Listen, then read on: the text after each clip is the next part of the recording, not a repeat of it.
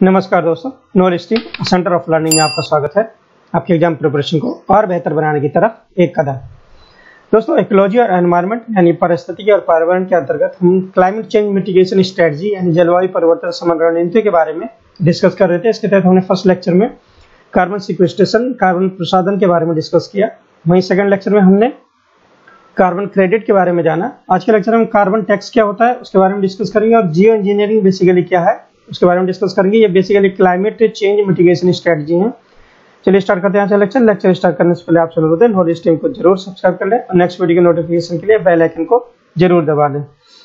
Carbon tax क्या होता है? Basically carbon tax is a potential alternative to the cap and trade method currently used by the protocol. Carbon tax एक नया तरीका है जो पहले प्रोटोकॉल जो भी क्योतो प्रोटोकॉल के अंतर्गत उत्सर्जन को कम करने के लिए कुछ प्रोसेस अपनाए गए थे, जिसमें कैप एंड ट्रेड मेथड एक मेथड था जिसको अडॉप्ट किया गया था। लेकिन कार्बन टैक्स इसका अल्टरनेटिव है, इसका मतलब संभावित विकल्प है। कैप एंड ट्रेड क्या है हम डिस्कस करेंगे और कार्बन टैक्स क्या है इसके बारे में भी जान लेते हैं। कार्बन टैक्स एक्चुअली है क्या?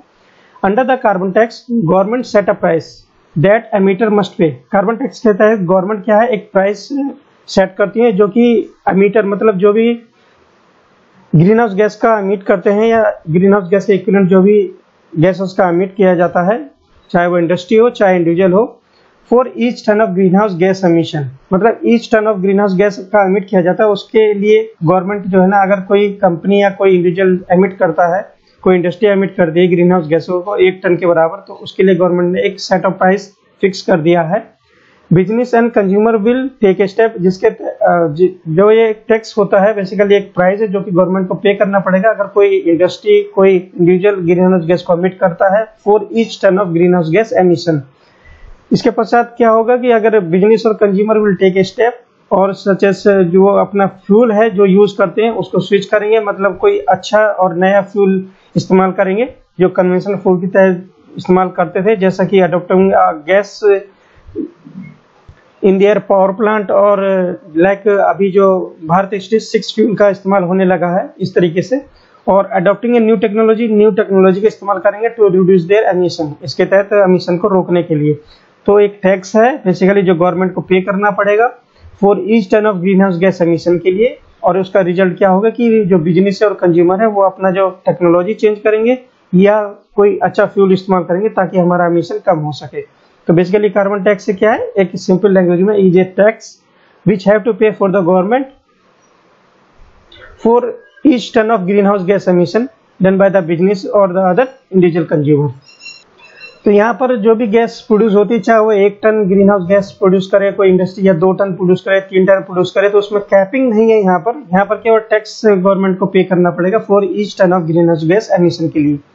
वहीं पर जो पहले कैप एंड ट्रेड मेथड था उसमें कैप दिया गया था कि आप इससे ज्यादा ग्रीन हाउस गैस का एमिशन नहीं कर सकते हैं, जिसके तहत जो इंडस्ट्री है वो कुछ अदर मीन्स और अदर तरीके इस्तेमाल करने लगी थी उसको अवॉइड करने के लिए, ताकि इसकी पता न चल सके। इसके तहत जो कार्बन टैक्स के अंतर्गत हम क्या करते हैं, कैपिंग नहीं लगाते हैं कि कोई कंपनी कितना ग्रीन हाउस गैस एमिट कर सकता है, लेकिन हाँ जो टैक्स है per ton of greenhouse gas emission उसको बढ़ाते जाते हैं ताकि इससे डिसइंसेंटिवाइज हैं कंपनीज और इंडिविजुअल और इंडस्ट्री, ताकि वो अपना ग्रीन हाउस गैस एमिशन को लिमिट कर सके। मेथड क्या थे, जैसे कि न्यू टेक्नोलॉजी का इस्तेमाल करना और जो अच्छा गुड फ्यूल का इस्तेमाल करना अपने पर्पस के लिए, प्रोडक्शन पर्पस के लिए।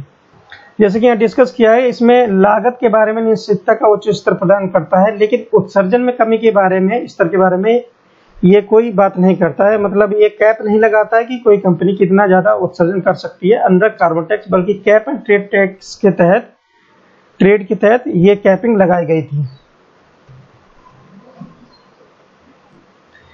Taxes on green house gases हम बेसिकली ब्रॉड तरीके से टैक्स लगा सकते हैं ग्रीन हाउस गैस के उत्सर्जन पर। सबसे पहला क्या है, एन एमिशन टैक्स यानी उत्सर्जन टैक्स के रूप में हम इसको लगा सकते हैं, which is based on the quantity of an entity produce. Basically कोई भी एंटिटी, कोई भी इंडस्ट्री अगर कोई एमिशन ग्रीन हाउस गैस का करती है तो उसकी क्वांटिटी के ऊपर हम टैक्स लगा सकते हैं एमिशन टैक्स के रूप में।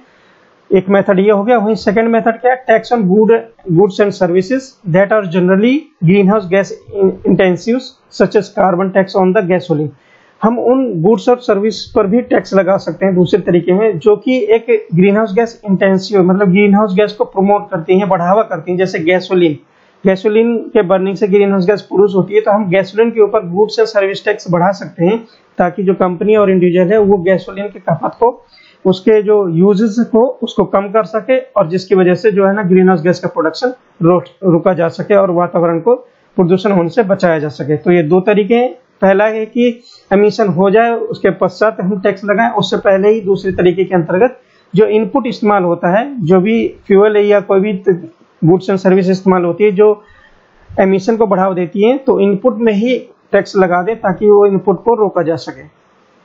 यानी प्रोडक्शन से पहले ही हम टैक्स लगा दें गुड्स एंड सर्विस पर। तो इस तरीके से हमने बेसिकली कार्बन टैक्स के बारे में डिस्कस किया और इसका पर्पस क्या है और ये किसका अल्टरनेटिव है, इसके बारे में हमने डिस्कस किया। यहाँ पर हम जान लेते हैं जियो इंजीनियरिंग क्या है। जियो इंजीनियरिंग भी एक मिटिगेशन स्ट्रेटजी है, समन रणनीति है, जो ग्रीन हाउस गैस एमिशन को रोकने के लिए और क्लाइमेट चेंज जो हो रहा है उसके क्लाइमेट चेंज को परिवर्तित होने के लिए, उसको एक चेंज होने से बचाने के लिए। तो geoengineering basically aims to tackle climate change by removing carbon dioxide from air और limiting the sunlight reaching the planet. इसके दो पर्पस है। जियो इंजीनियरिंग बेसिकली एक नया कॉन्सेप्ट है जो अभी एक थॉट प्रोसेस में है, अभी ये ऑन द फील्ड इसको जो है ना इस्तेमाल नहीं किया गया है। तो इसके बेसिकली दो पर्पस है, एक है remove carbon dioxide from the air, किसी तरीके से एयर से कार्बन डाइऑक्साइड को रिमूव कर लिया जाए, और दूसरा है limiting the sunlight reaching the planet, यानी जो सनलाइट हमारे धरती पर पहुंच रहा है जो एक्सेस में, उसको लिमिट किया जा सके जितनी रिक्वायरमेंट है उस हिसाब से। तो ये जियो इंजीनियरिंग का पर्पस है। जियो इंजीनियरिंग का उद्देश्य वायु से कार्बन डाइऑक्साइड को हटाकर या सूर्य के प्रकाश को ग्रह तक पहुंचने में सीमित करना है, जिससे जलवायु परिवर्तन से निपटा जा सकता है। जियो इंजीनियरिंग की स्कीम्स क्या क्या है?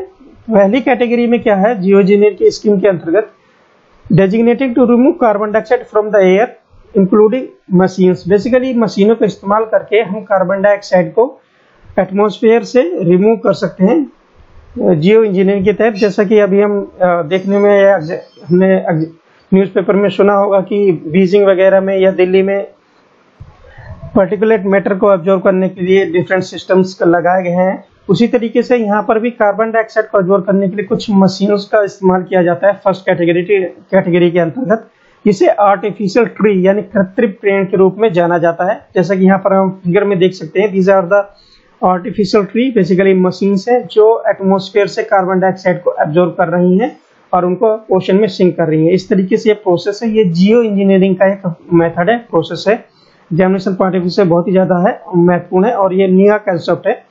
पहली योजना की श्रेणी में हवा से कार्बन डाइऑक्साइड को हटाने के लिए डिजाइन की गई मशीनें हैं, जिन्हें कृत्रिम पेड़ भी कहा जाता है, जो प्लास्टिक पॉलीमर का उपयोग करके वातावरण से गैस खींचते हैं। तो basically these are using a plastic polymer to absorb carbon dioxide from the atmosphere. तो एक पहला तरीका है जियो इंजीनियरिंग का।